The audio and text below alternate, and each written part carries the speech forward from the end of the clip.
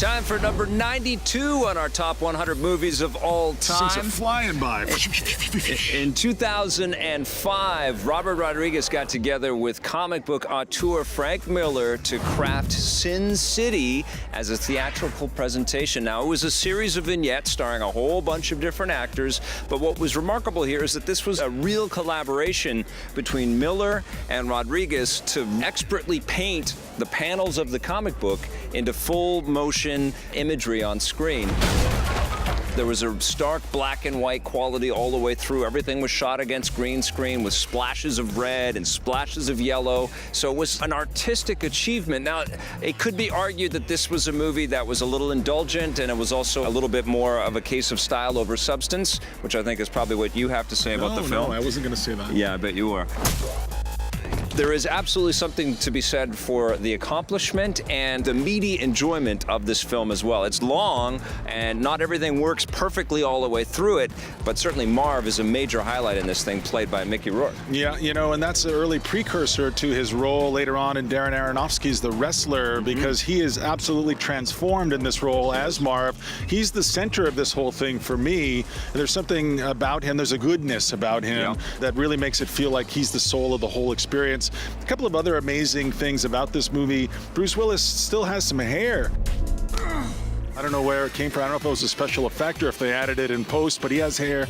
And I don't think Jessica Alba has ever been sexier than she was in this thing. I mean, I'm sorry if I sound crass out there, but I remember seeing the trailer for this movie. Frank Miller is known for portraying and drawing sexy women in the work that he creates. one of those Japanese fans where you're just like, oh my goodness. Nancy's just getting started with a gig, but already the crowd's breathing hard. This movie is also very twisted, which Frank Miller is also able to do in a lot of the work that he creates as well. There's a lot of limbs flying, there's lots of blood and lots of gore all the way throughout this thing. Elijah Wood is also incredibly creepy in this sucker. Still staring at me.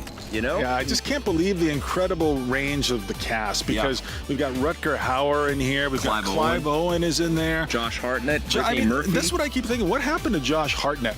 I didn't come here for the party. Came here for you. Remember all these guys that come up, he was so good looking and he was so talented. And I don't know where he is now, but he's in this movie in 2005 and in the year 2013. Where you been, Josh? Yeah, I know. We're ready for a comeback. You make your choices in Hollywood, and those are the roads that you take.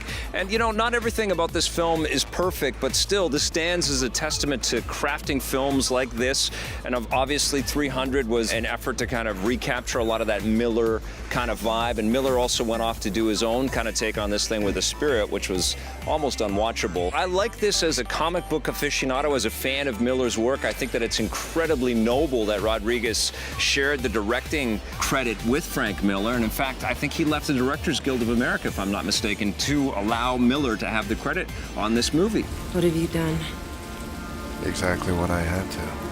He wasn't an accredited director, and yet he was able to direct all of this unbelievable Hollywood talent to make this movie. And Quentin Tarantino was also a guest director on at least one of the vignettes in the film as well. And I think it ushered in and led to things like The Watchmen being crafted with its sort of comic book framey sensibility. Christopher Nolan coming in with his Dark Knight trilogy. You know? Like, I don't think there would have been as much gravity to all of these superheroes if this movie hadn't taken that step in that direction. You know, and it also shows that comic books don't have to be about superheroes to matter, you know? Frank Miller has crafted some incredible work for the medium of comic books, and this was a film that absolutely celebrated, and that's why Sin City is number 92 on our list. Oh, yeah.